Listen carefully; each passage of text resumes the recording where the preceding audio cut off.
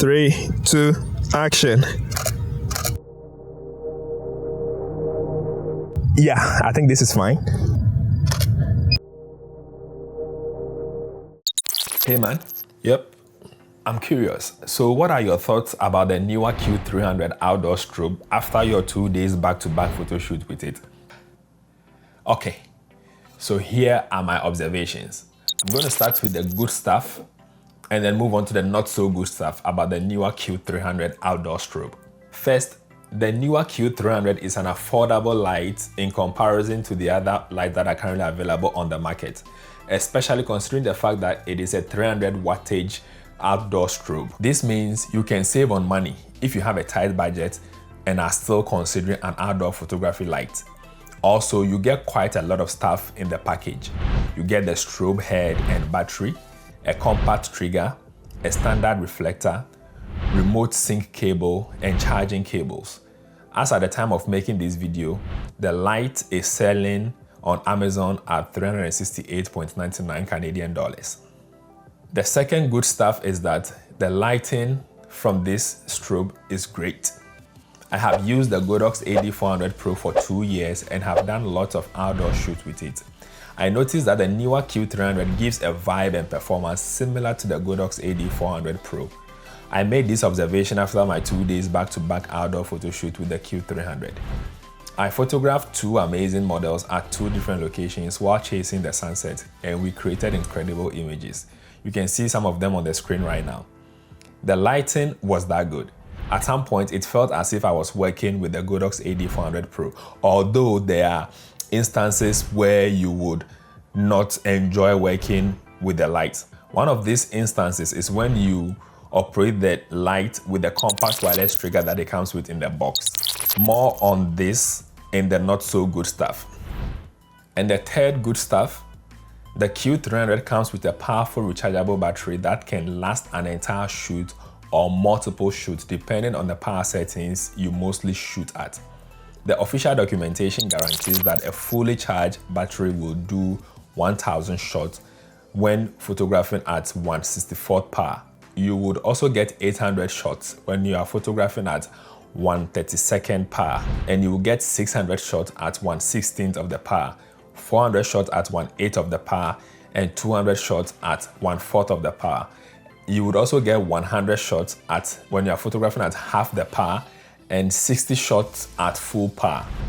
For my 2-day shoot, I shot at different power settings ranging from full power to mostly 1/16th power, and the battery lasted for the entire 2 days without me having to charge it.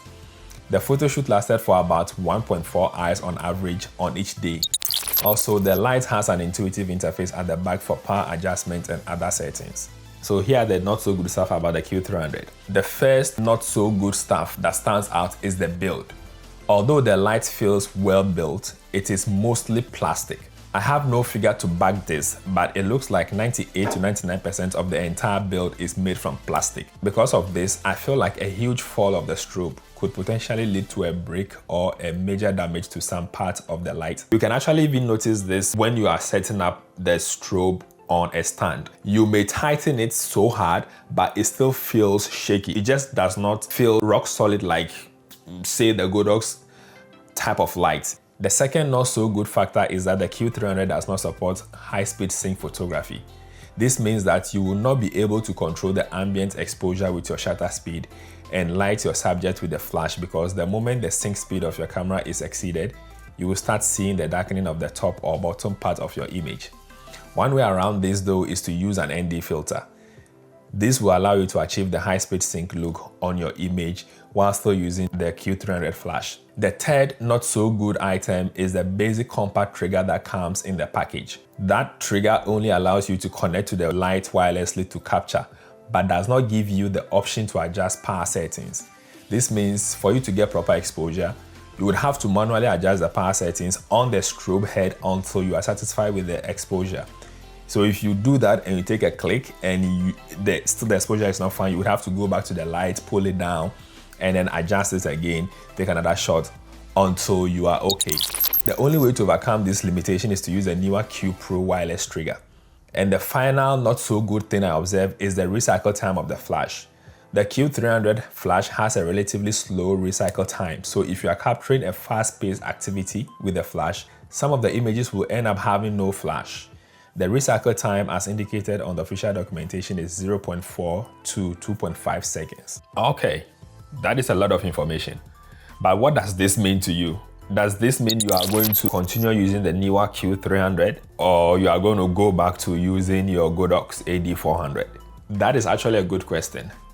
It's going to take me a while to decide if I want to continue using Neewer or revert back to Godox. I do not know yet, but one thing that stands out for sure is that the Neewer Q300 outdoor strobe is a great budget-friendly option for folks that want to invest in outdoor photography but are tight on budget.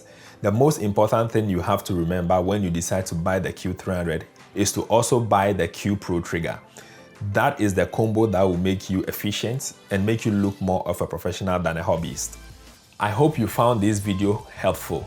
If you did, don't forget to like, drop a comment, share, and subscribe for more content. I'll see you in the next video. Peace.